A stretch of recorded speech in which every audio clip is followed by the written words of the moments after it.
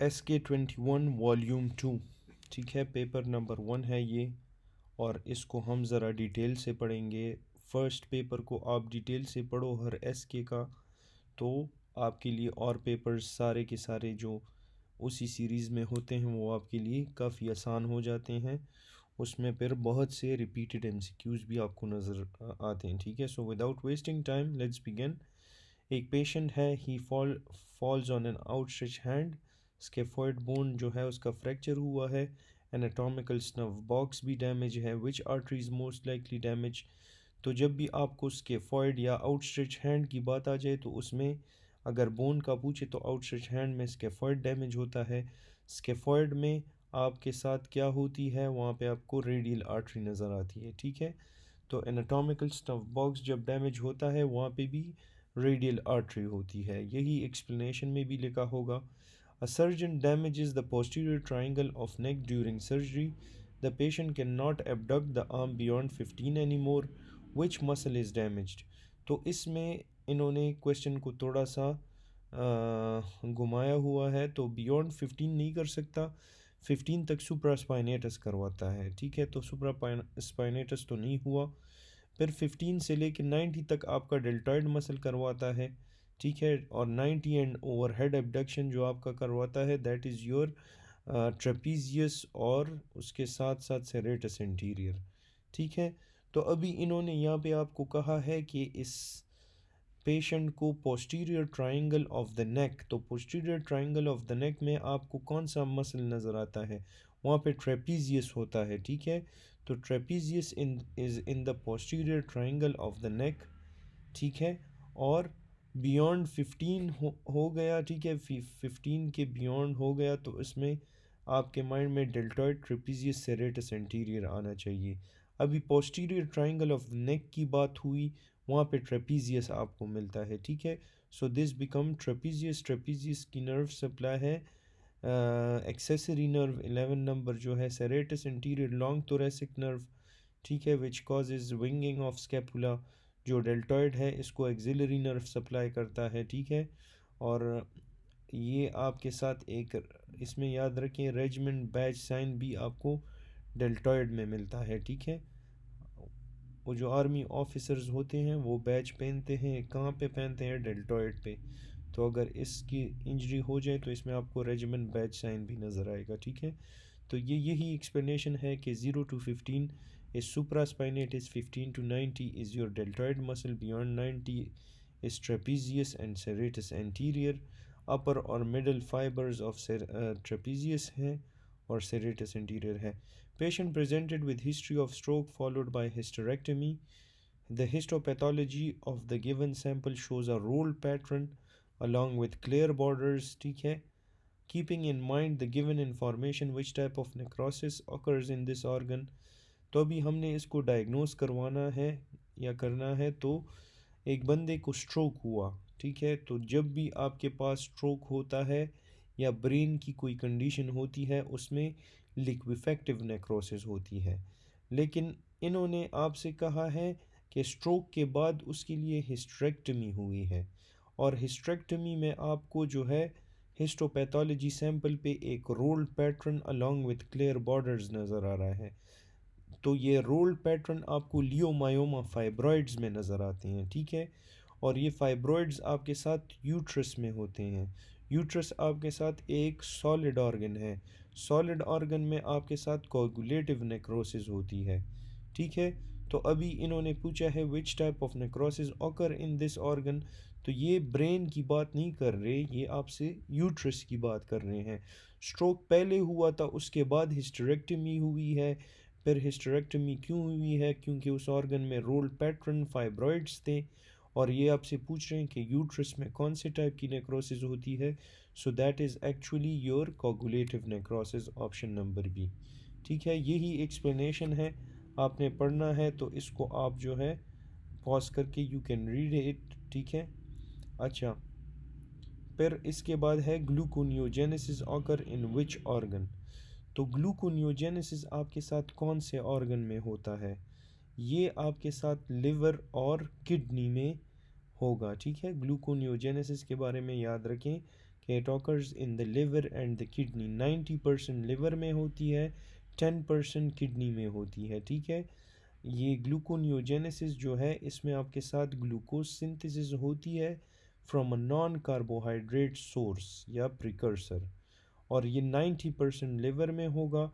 Kidney जो है second most important contributor है, जिसमें 10% आपके साथ इंक्रीज़ आता है ड्यूरिंग प्रोलॉन्ग फास्टिंग। अच्छा, अभी एक एथलीट है during strenuous exercise has used up all glycogen reserve, by which pathway is new energy synthesize. तो कौन से पाथवे से न्यू एनर्जी सिंथेसाइज होगी? That is your gluconeogenesis. अगर स्टर्नस एक्सरसाइज की बात आ जाए, ठीक है, और उसमें आपसे कहा है कि ही used up all glycogen reserves, ठीक है, तो उसमें द आंसर इज़ योर, कौन से पाथवे से न्यू एनर्जी मिलती है? दैट इज़ योर ग्लूकोनियोजेनेसिस, ठीक है। अगर स्ट्रेनस एक्सरसाइज की जगह उन्होंने प्रोलॉन्ग एक्सरसाइज की बात की हो, तो फिर उसमें आपने ग्लाइकोजिनोलाइसिस लिखना है, ठीक है। अगर फास्टिंग की बात की गई हो, तो फास्टिंग में कीटोन बॉडीज़ हैं और ग्लाइकोजिनोलाइसिस है, ठीक है। तो ये आप एडिशनली इसके साथ याद रखो। स्टर्नस एक्सरसाइज की बात आ गई, ग्लूकोनियोजेनेसिस, प्रोलॉन्ग्ड एक्सरसाइज की बात आ जाए तो ग्लाइकोजिनोलाइसिस, ठीक है। अच्छा, आफ्टर स्टर्नस एक्सरसाइज बॉडी जो है deplete its readily available glycogen reserves. ये क्यों इसको डिप्लीट करती है? To synthesize new glucose, to maintain blood sugar levels and fuel the body, ठीक है। और इस पाथवे को एक्टिवेट करता है ग्लूकोनियोजेनेसिस। अच्छा, patient with CKD on anti hypertensive drug present with dehydration. Patient को CKD है, एंटी हाइपरटेंसिव्स ले रहा है, उसको डिहाइड्रेशन हुई है, तो इसमें आपने कौन सा डायूरेटिक देना है? लूप डायूरेटिक देना है। CKD में हम देते हैं लूप डायूरेटिक जो है फ्यूरोसेमाइड, और ये आपके साथ क्या करता है? It inhibits the sodium potassium 2 chloride channel, इसको ये आपके साथ इनहिबिट करवाएगा, ठीक है। सोडियम पोटाशियम 2 क्लोराइड को ट्रांसपोर्टर को इनहिबिट करवाता है in the thick ascending Liam of loop of Henle, और जिसकी वजह से आपके साथ फ्लूइड और इलेक्ट्रोलाइट लॉस होगा। अच्छा, पेशेंट जो है जिसको CKD होता है, तो उसमें they are often used in patient with CKD, ये लूप डायूरेटिक्स की बात कर रहे हैं, और दे हैव हाई एफिकेसी, और बाकी चीज़ें इंपॉर्टेंट नहीं है, लेकिन आपने याद रखना है कि ये क्या करता है कि कॉज, मोस्ट लाइकली कॉज है डिहाइड्रेशन की, ठीक है। तो ये आपने याद रखना है कि it is the most likely cause of dehydration. तो आपके साथ लूप डायूरेटिक्स डिहाइड्रेशन करवाता है, ठीक है। अगर पेशेंट फ्लूइड इनटेक प्रॉपर्ली नहीं कर रहा या डोजेज उसकी टू हाई है, तो लूप डायूरेटिक्स के बारे में याद रखना है। सोडियम पोटेशियम 2 क्लोराइड को ट्रांसपोर्टर को इनहिबिट करवाता है थिक असेंडिंग लिम में, जिसकी वजह से वाटर और इलेक्ट्रोलाइट लॉस होता है। CKD में आप लूप डायूरेटिक देते हो, और ये आपके साथ डिहाइड्रेशन करवाता है, सही है। A patient presents with complaint of infertility. On examination, doctor noticed large hands and tongue. Which tumor invading the sphenoid bone is suspected in the given case? ठीक है, जब भी एक पेशेंट है उसको इनफर्टिलिटी की कंप्लेंट्स हो रही है, इसमें आपको लार्ज हैंड्स नज़र आ रहे हैं और लार्ज टंग है, दिस इज़ एक्रोमेगेली, जो कि एसिडोफिल की एडिनोमा है, ठीक है। एसिडोफिल ग्रोथ हार्मोन आपके साथ एसिडोफिल से प्रोड्यूस होता है in the anterior pituitary. Acidophil adenoma जो है, ये आपके साथ एक पिट्यूटरी ट्यूमर है जो आपके साथ ग्रोथ हार्मोन को सिक्रीट करवाएगा, और ग्रोथ हार्मोन की एक्सेस जो है can also indirectly cause infertility in females by disrupting the hypothalamic pituitary axis, HPA axis या HPG, ठीक है। HPG hypothalamic pituitary gonadal axis, ठीक है। A person faints by the roadside, the patient has bradycardia, respiratory rate 6, GCS 9 and pinpoint pupil. pinpoint pupil है, ठीक है, ये mind में रखें। अच्छा, इसके बाद इन्होंने लिखा है patient has patent with no breathing difficulty, airway is patent with no breathing difficulty, the patient presents in a shock like condition, what should be given? ठीक है। अच्छा, तो ये आपसे कह रहे हैं कि पिन पॉइंट प्यूपल है, एयरवे पेटेंट है, ब्रीदिंग डिफ़िकल्टी नहीं है, और ये आपके साथ एक शॉक लाइक कंडीशन में है, तो ये पॉइजनिंग की तरफ जा रहा है। ठीक है, ओपियोइड पॉइजनिंग की तरफ जा रहा है, जहाँ पे आपको पिन पॉइंट प्यूपल नज़र आते हैं, और इसका एंटीडोट है नेलोक्सोन। ठीक है, ऑप्शन नंबर सी। तो ब्रेडिकार्डिया आपको नज़र आ रही है, लो रिस्पायरेटरी रेट, लो जीसीएस था, पिन पॉइंट प्यूपल्स थे, ये आपको ओपियोइड ओवरडोज में नज़र आते हैं, जिसका एंटीडोट है नेलोक्सोन। तो इस क्वेश्चन के लिए आपको इतना जानना है। A patient presents with difficulty elevating the soft palate and secretion are collected in the pharynx. On examination, the gag reflex is absent on the affected side.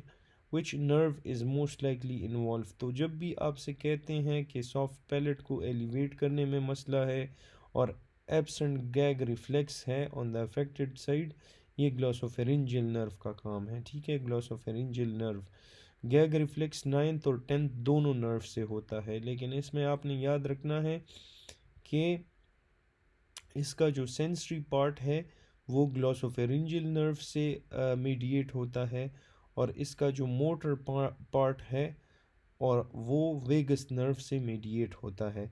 Motor को हम ईफ्रेंट कहते हैं, ठीक है, और सेंसरी को हम एफ्रेंट कहते हैं। तो ये याद रखें, जो आपके साथ अंदर आता है that is 9th number nerve, जो एग्जिट करता है that is efferent, that is your vagus nerve. तो 9th नंबर नर्व अंदर आएगा, 10th नंबर नर्व जो है वो आपके साथ एग्जिट, वेगस विल एग्जिट।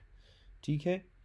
अच्छा, जब absent gag reflex on one side होगा तो आपके साथ इसका मतलब है कि ये क्रेनियल 9 या क्रेनियल 10 डैमेज की बात कर रहे हैं, लेकिन most commonly it is cranial 9। ठीक है, 9 जो है अंदर आता है और 10th एग्जिट करता है, तो अंदर आएगा that is afferent, the next one is efferent. फिर इसके बाद है patient with history of asthma uses SABA routinely but still experiences 2 episodes of shortness of breath at night each week what should be the next what should be done next? ठीक है, तो इसमें आपने क्या करना है, इसमें एस्थमा की ट्रीटमेंट आपको पता होनी चाहिए। पहले हम साबा देते हैं, फिर हम उसमें आईसीएस देते हैं, फिर लाबा देते हैं, और इस तरह इसमें हम सल्ब्यूटामोल वगैरह ये चीज़ें ब्रोंकोडायलेटर्स भी देते हैं। तो पहले आपने उसको साबा दिया जिसकी वजह से कोई चेंज ना आया, ठीक है, फिर आपने उसको इनहेल्ड कॉर्टिकोस्टेरॉइड्स देने हैं। ठीक है, तो ये आप याद रखो कि आपने इसको नेक्स्ट थिंग क्या करवाना है, inhaled low dose inhaled corticosteroid देनी है। ठीक है, फिर इस लो डोज को नेक्स्ट स्टेप में आप हाई डोज में कन्वर्ट कर देते हो। इसके बाद लो डोज आईसीएस के बाद आप देते हो लाबा, और फिर increase the dose of corticosteroid भी करवाते हो। ठीक है डॉक्टर, ये आप खैर अपने लिए देख लो एस्थमा की ट्रीटमेंट को properly. Doctor advises a patient to consume carbohydrate-rich meals that produce a smaller rise in the blood glucose compared to pure glucose.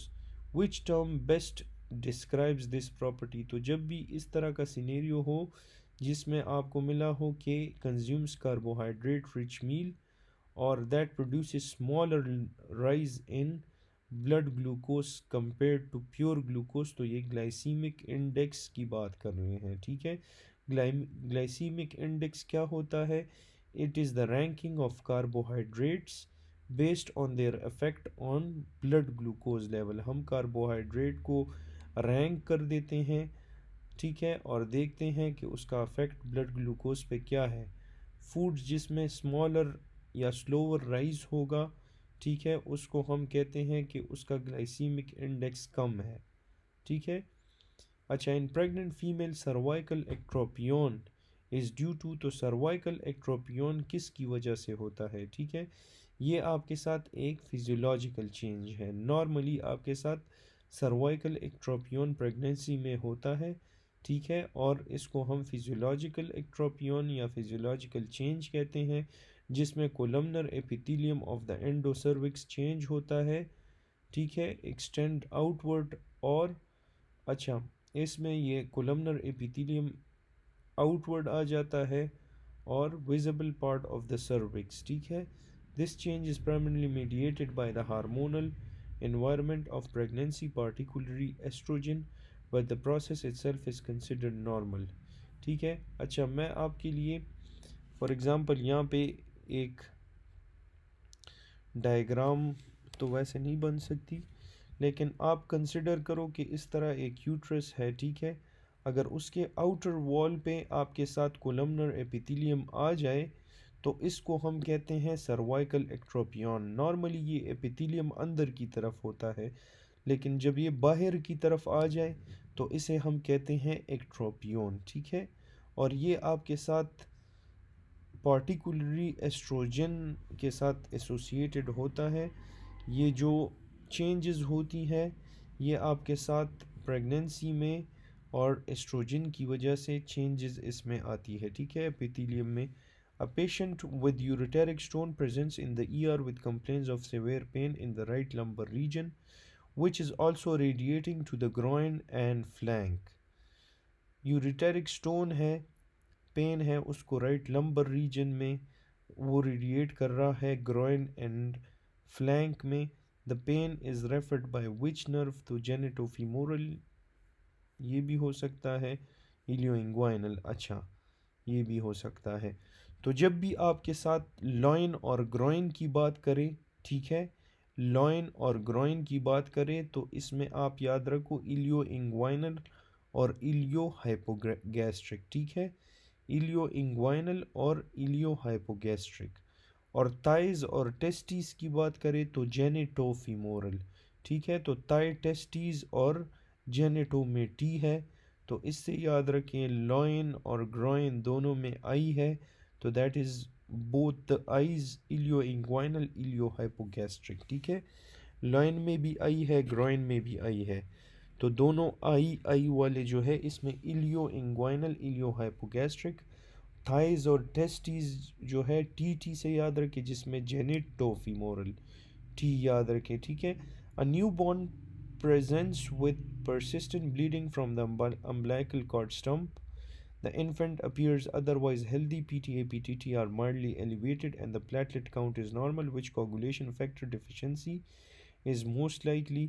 तो जब भी आपके साथ ब्लीडिंग फ्रॉम अम्बिलिकल स्टम्प की बात हो और पीटी और एपीटीटी जो आपके साथ है माइल्डली एलिवेटेड है, they are talking about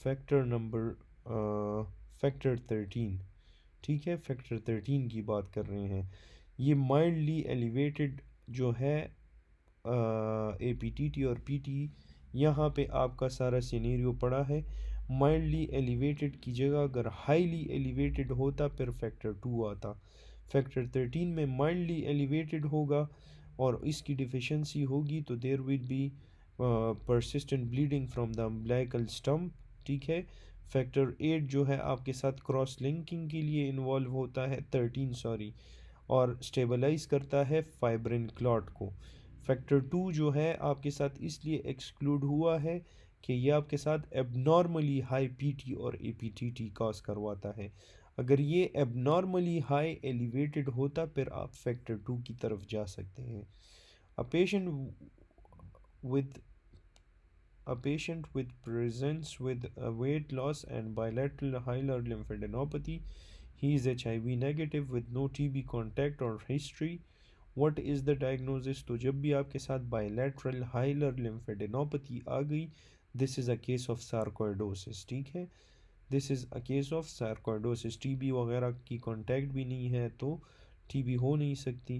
combination of hilar lymphadenopathy, weight loss, ठीक है, and there is no contact with TB so it becomes sarcoidosis, ठीक है।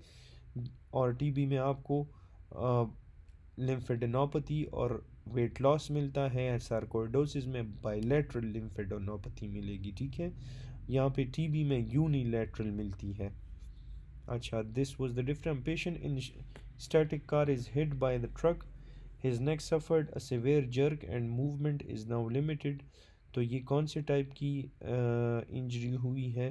तो जब भी एक स्टैटिक कार को ट्रक हिट करता है तो ये सर बहुत ज़ोर से पीछे की तरफ पहले चला जाता है, ठीक है। The first phase in that is called hyper extension. उसके बाद हाइपर फ्लेक्शन होती है। तो पहले हाइपर एक्सटेंशन होती है विप्लैश इंजरी में, इनिशियल फेज में हाइपर एक्सटेंशन होती है। रिबाउंड फेज जो है दैट इज़ हाइपर फ्लेक्शन।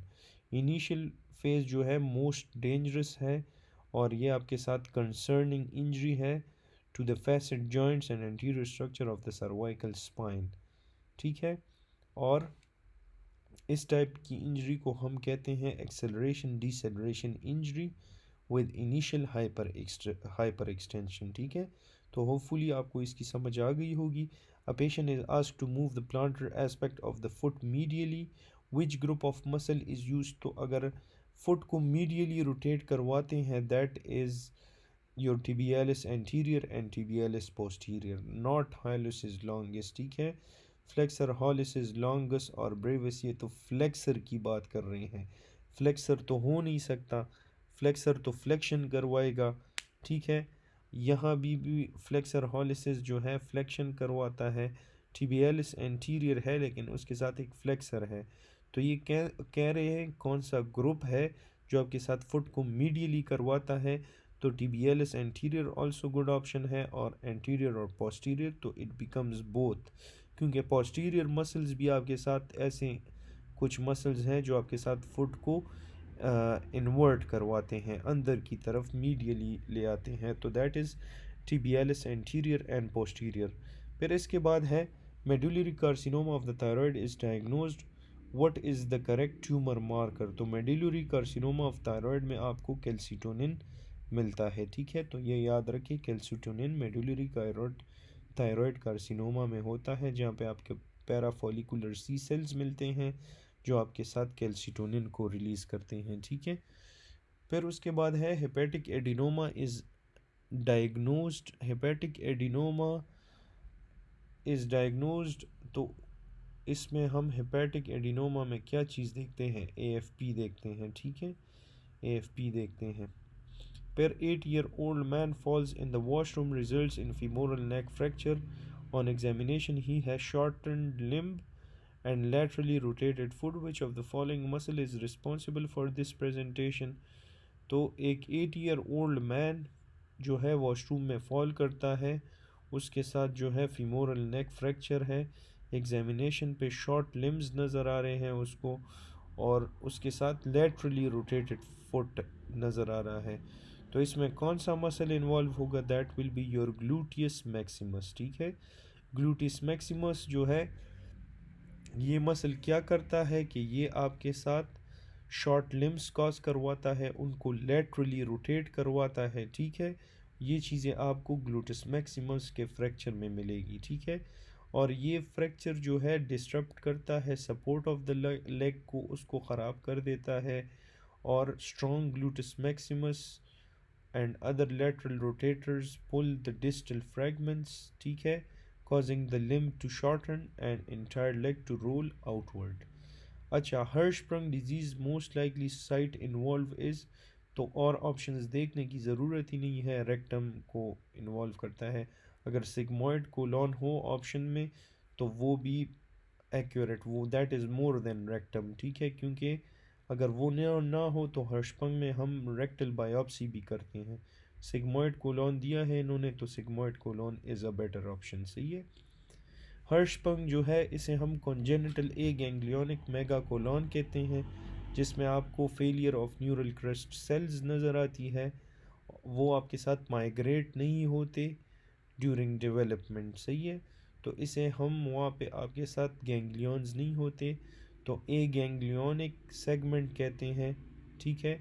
और ये आपके साथ बिगिन होता है from the internal anal sphincter, उसके बाद एक्सटेंड करता है प्रॉक्सिमली, और फिर distal segment of the colon sigmoid colon की तरफ ये आपके साथ एक्सटेंड करता है।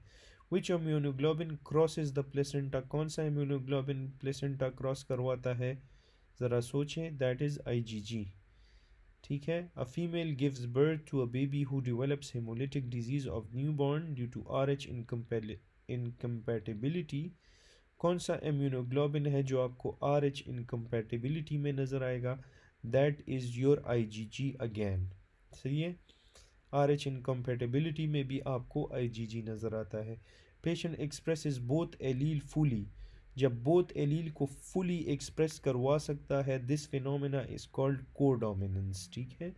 इसे हम क्या कहते हैं, इसे हम कहते हैं कोडोमिनेंस। कोडोमिनेंस में जब two different alleles for a gene are both expressed and neither dominant और recessive, a person has blood group AB positive, which statement best describe this. अच्छा, AB पॉजिटिव ब्लड ग्रुप है, AB positive आपके साथ क्या है, that is your universal recipient, O is universal donor, AB is universal recipient. इसका मतलब है इसमें एंटीबॉडीज़ नहीं होंगे। ठीक है।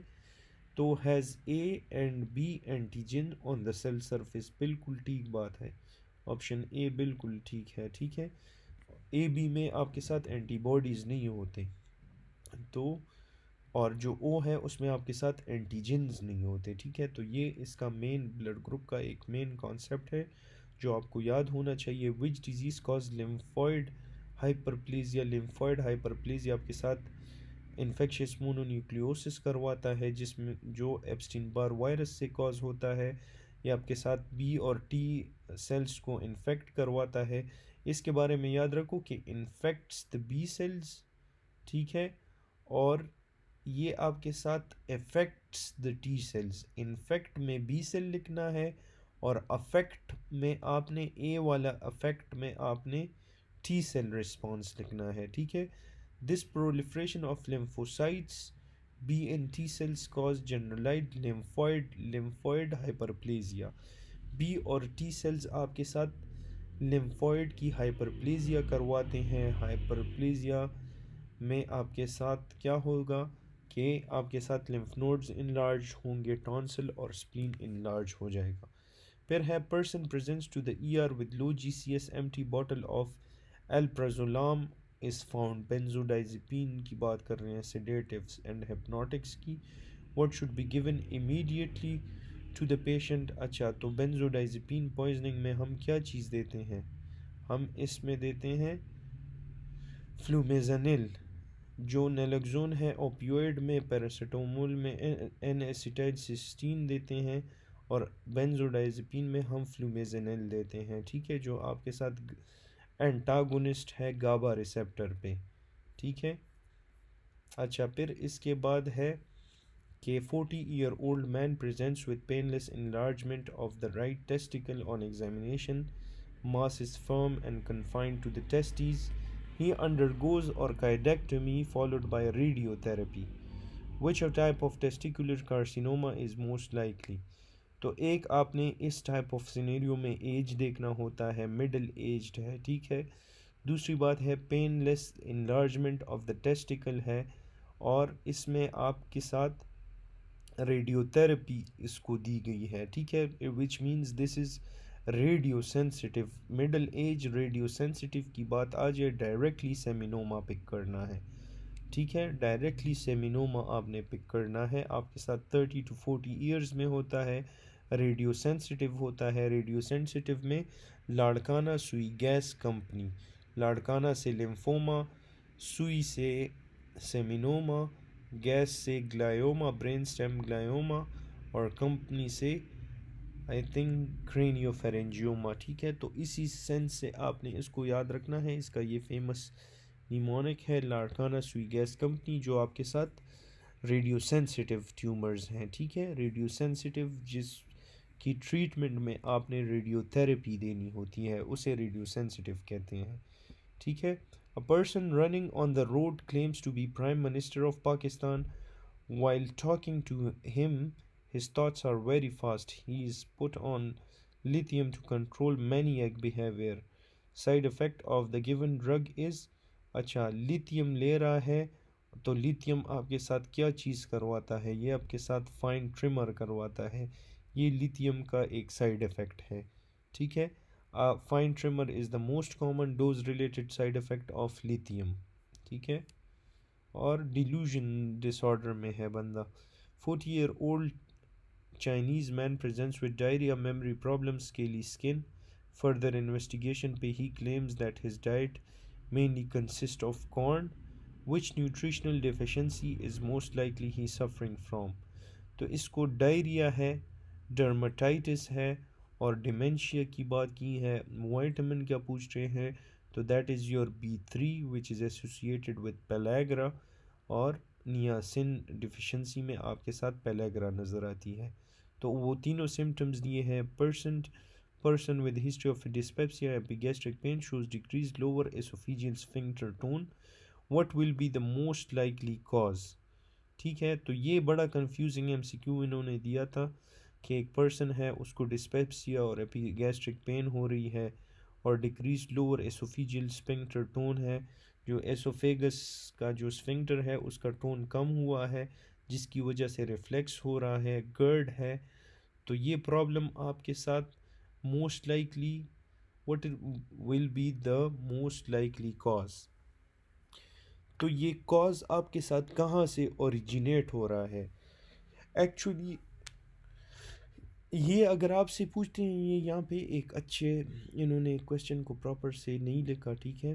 अगर इन्होंने आपसे कहा है कि ये फूड कहाँ पे जाता है, तो आपने food content of this oesophagus लिखना है। और अगर आपको ये कहते हैं कि कहाँ से ओरिजिनेट हो रहा है, तो that is your food content of the stomach, ठीक है। तो this is all about the first lecture. इंशाल्लाह हम बाकी जो है MCQs को अपने नेक्स्ट लेक्चर्स में कवर करवाएंगे।